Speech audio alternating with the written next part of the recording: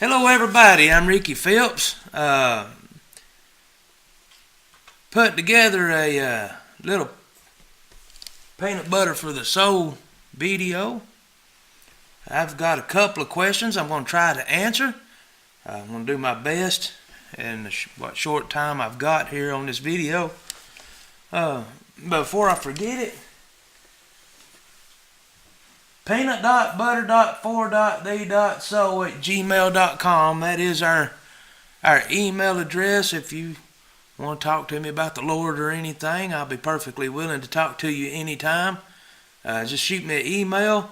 That's a good way to get a hold of me here at the Peanut Butter for the Soul. I know it's got a whole lot of dots in it. I'm sorry. When I was setting up my email, every time I put something in, it was already taken or something. And it just, we kept on adding dots until we finally got one. All right, so that is our email address. I got some replies to a post I posted in a group on Facebook about this hammer right here. This is a man-made iron hammer. This is what the label says. Man-made iron hammer with the handle intact in an early Cretaceous rock. This is a very, very significant, and it is real. It's absolutely real. It really exists. It's in a museum, Carl Ball's Museum in London, Texas. If you want to know some information on it, you can call Carl Ball's in London, Texas, and get some information on it.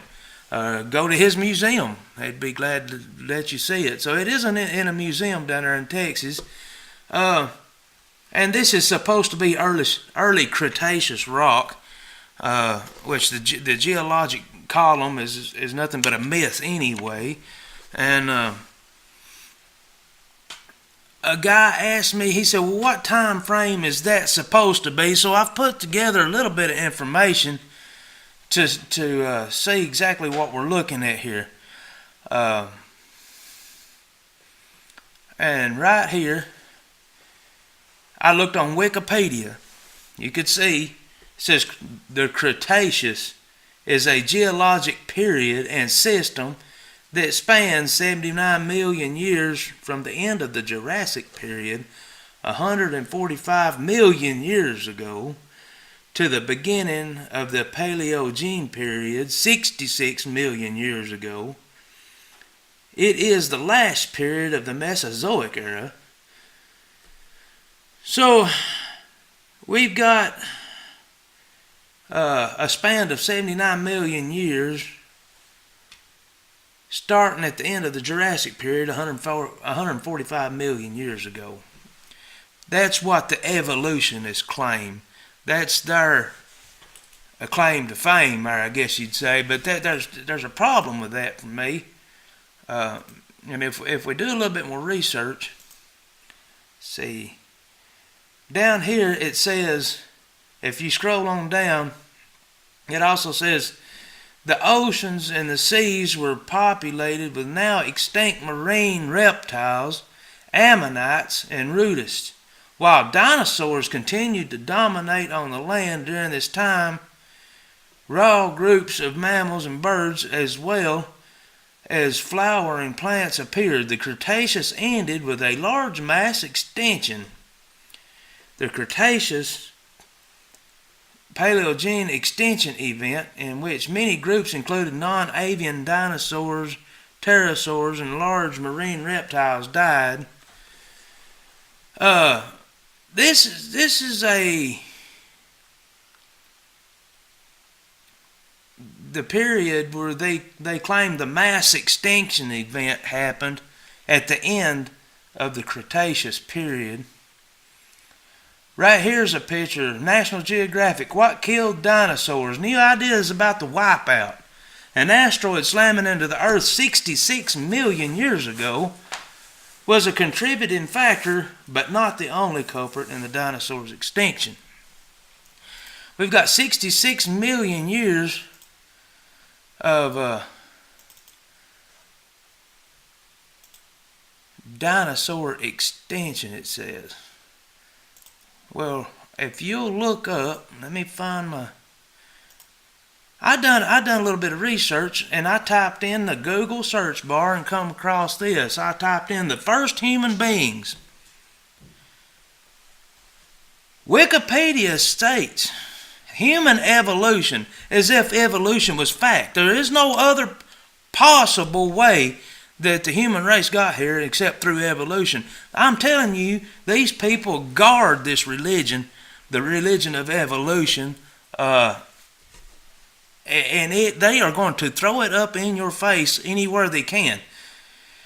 But Wikipedia says human evolution is the evolutionary process that led to the emergence of anatomically modern humans, beginning with evolutionary history of primates, in particular genus Homo, and leading to the emergence of Homo sapiens as a distinct species of the hominid family, the great apes. The process involved the gradual development of traits such as human bipedalism and language. The study of human evolution involves, and it goes through anthropology, primatology, archaeology, blah, blah, blah, blah, blah. Here's a problem. Genetic studies show that primates diverged from other mammals about 85 million years ago. Okay, you've got 85 million years ago, and it says in the late Cretaceous period. All right, we evolved. Human evolution shows that primates diverged from other mammals 85 million years ago. Okay, we evolved from primates that emerged 85 million years ago in the late Cretaceous period, while the dinosaurs were still on the earth,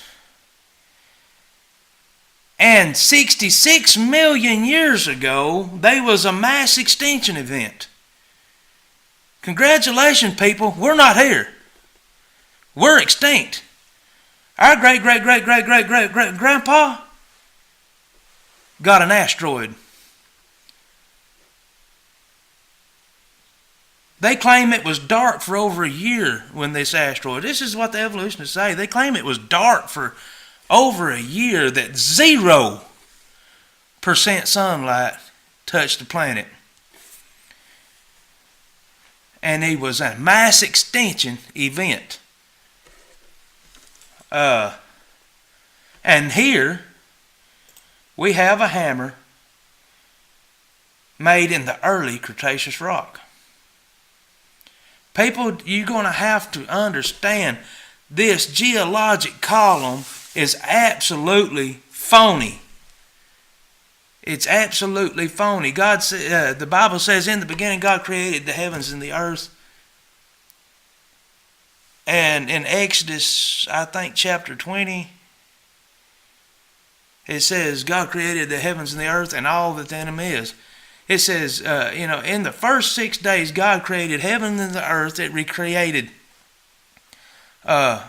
absolutely everything in the earth in the first 6 days. The dinosaurs were here, Adam, Eve, in the Garden of Eden. It was all here at the same time. The geologic column is phony. This here hammer was made by man. And during the flood, it got buried and the handle petrified. The rock formed around it and formed a rock around this hammer. And the flood absolutely caused this. This is actually a product from the flood. I looked up another search right here. We got fossil. A fossil is any preserved remains, impression, or trace, or any once living thing from a past geologic age. There we go again, geological age. See, they're going to push this evolution every chance they get. Why are they pushing this so hard? Well, it all boils down to right here. 2 Peter chapter 3, 3 through 7. Knowing this first, that there shall come in the last days scoffers, walking after their own lust, and saying, where is the promise of his coming? For since the fathers fell asleep, all things continue as they were from the beginning of the creation. For this they willingly are ignorant of, that by the word of God the heavens were of old, and the earth standing out of the water and in the water, whereby the world that then was being overflowed with water and perished. But the heavens and the earth, which are now, by the same word are kept in store, reserved unto fire against the day of judgment and perdition of ungodly men. See, they are ignorant about these three things. They're ignorant about the creation, they're ignorant about the flood, and they're ignorant about the coming judgment. See, they cannot accept that God created this world, because if God created this world, then that means He owns this world. He is in control of this world. They cannot accept the flood, because the flood is proof that God has the authority to judge His creation. They cannot accept that. They cannot accept that there is a coming judgment, because that means they might have a whole lot of stuff they're going to have to answer for. So these three things they're going to be ignorant about. And it don't matter what kind of proof you show them, what the reality is. The reality is this world is not millions of years old. This world is absolutely not billions of years old. It was not made 4.6 billion years ago. It was made between 6 and, I'm going to say, let's just give them the benefit of the doubt. This world was made between 6 and 9,000 years ago. And the Bible is scientifically accurate in every way. It withstands all scientific scrutiny you can throw at it. If a person wants to put in the time and put in the study to understand what they are reading, it's absolutely scientifically accurate. And there is so much. Science has advanced so far. And it's not because of evolutionists. See, evolution and science is not the same thing. They will tell you that evolution is science. They want to mix evolution in your kids' science books. It is absolutely not the same thing. Evolution and science are totally different. Evolution is a religion. Science is something you can demonstrate. You can test it, you can observe it, you can study it. When you go long ago and far away, you go back millions and billions of years, you have went out of that. And you have now gone into a religion. You've got to take that on faith. Okay? I mean, when you say, well, millions of years ago, excuse me, man, was you there millions of years? Do you know somebody that was there millions of years ago? It was absolutely faith. You got to take that on faith. And when it's faith-based, it's a religion. The only difference between me and them is I know mine's a religion, but they won't accept the fact that theirs is. Here is a picture that I got from the American Museum of Natural History. It says, not all fossil bones are alike. Some fossil bones that are 60 to 70 million years old have a lot of their original chemical composition. They almost seem more like bone than rock. Other fossil bones could be just 10,000 years old. See, they stop at 10,000 years, just 10,000 years old. If you do a study, and look this up on Wikipedia, paleontology.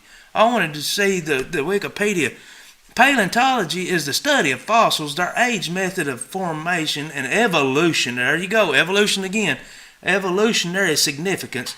Specimens are usually considered to be fossils if they are over 10,000 years old. Are you telling me that it could be solid rock, petrified piece of bone, or plant matter or anything, but if it's under 10,000 years old, then it's no longer a fossil. It can't be considered a fossil.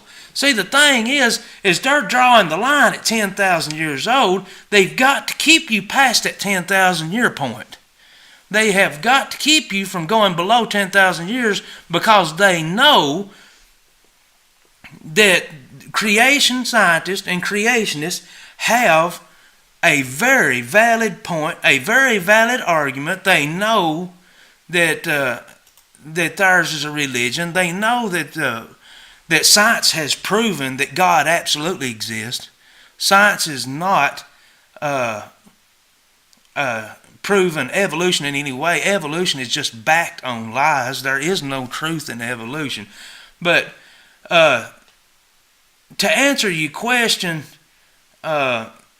this is not early Cretaceous rock because there's no such thing as the Cretaceous period. There's no such thing as the Jurassic, Triassic.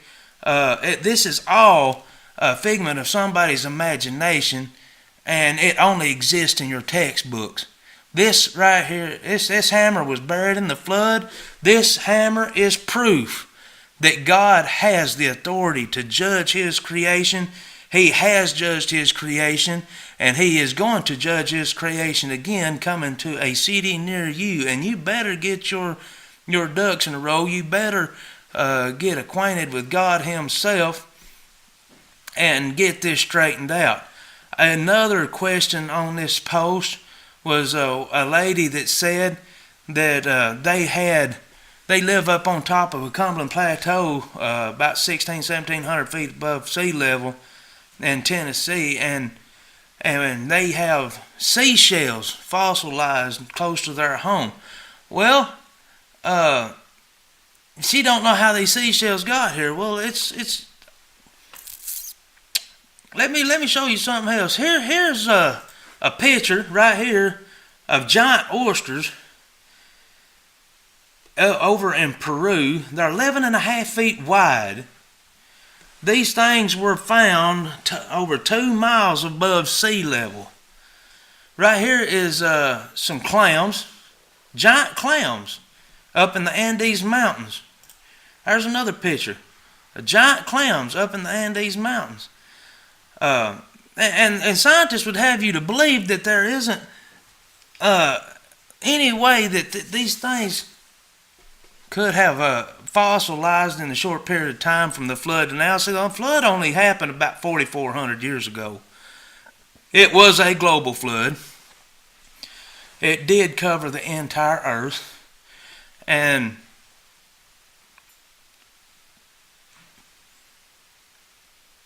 how they got up on top of the mountain is suggesting that the mountain was already there. A guy asked me one time, he said, "Do you actually believe it rained enough to cover Mount Everest?" I said, "Yeah, but that's because Mount Everest wasn't there." I mean, let me see. In the book of Genesis, it says, in the book of Genesis chapter 7 verse 11 says, "In the 600th year of Noah's life, in the 2nd month, the 17th day of the month, the same day are all the fountains of the great deep broke open. The windows of heaven were open." Now, a lot of evolutionists will argue that there's no way it rained so much, so fast, that it would absolutely just scald everybody in the atmosphere. It's a theory called latency of condensation, and he's right. I mean, if it actually did rain enough to cover, I mean, it would actually set the atmosphere on fire, probably. I mean, it would be scalding hot. But that's not what the Bible said it done anyway. The rain probably didn't even do a whole lot for the flood. It started raining, the canopy collapsed, and in the 600th year, the great deep broken open. The fountains of the great deep broke open. This is where the earth broke open. We still have fault lines today from when this happened. There's fault lines all over the earth, all over the planet, where the great fountains of deep, and there are still ocean hot water fountains shooting up from the bottom of oceans all over the planet. Most of the water you see on the surface today used to be beneath the surface. It used to be held in great chambers. The Bible talks about that, and I ain't got time to go into it today. But these fountains broke open, and that's where most of your water in the flood come from. And this caused the fault lines. This started the plates moving. This started the formation of mountains. And the formation of mountains is what started the drying up process. So, I mean, every scientist will tell you that these mountains were formed because of collision of the plates and the buckling of, well, it's biblically accurate. I will agree 100%. That's exactly what caused it. And there is enough water on the surface of the planet right now that if you smoothed out all the mountains back down to hills, that you could cover the whole planet several thousand feet deep in water, all over the planet.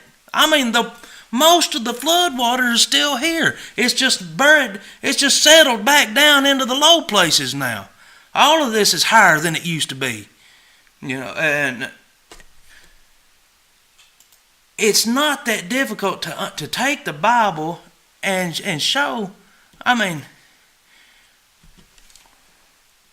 it's not that difficult to find the proof that the Bible is absolutely scientifically accurate, but it is hard for these evolutionists to accept the facts.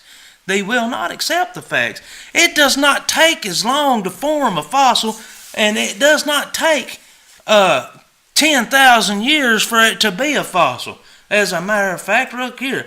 Right here is a cowboy boot, fossilized cowboy boot with the cowboy leg still in it. Here is a fossilized pickle. Here is the fossilized pickle in the jar it was found in. Evidently, there was a house. They was tearing down a house. They got down in the cellar, found a jar that the top had rustled. This thing's solid rock. It's a fossil. It had been empty for 30 years. They got down in the cellar and found this jar. The top was rusted out of it. And I think it was 30 years it had been empty. Don't quote me on that. You can do some research on it yourself. But this pickle was in the jar, fossilized. Here is a cowboy hat, petrified cowboy hat.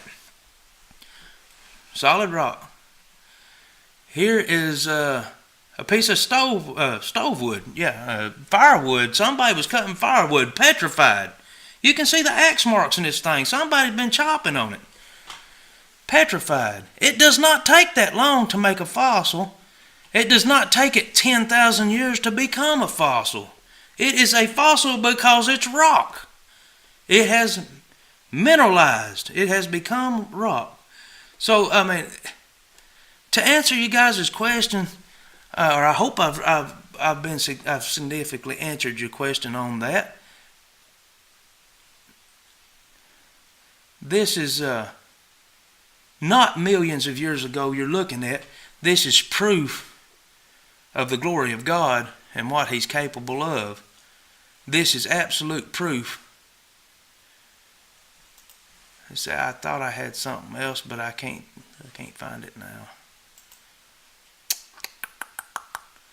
No, this is just proof of the judgment of God, y'all. These clams on top of the mountains, 11.5-foot oyster. That's a big oyster. Imagine the pearls that made in these things. These clams and stuff. The flood was absolutely global. It did happen. But evolutionists is going to be ignorant. They're going to remain ignorant. They're going to deny. They're going to be willingly ignorant. Willingly ignorant. And that's so sad because, guys, Jesus ain't willing for any of you to perish.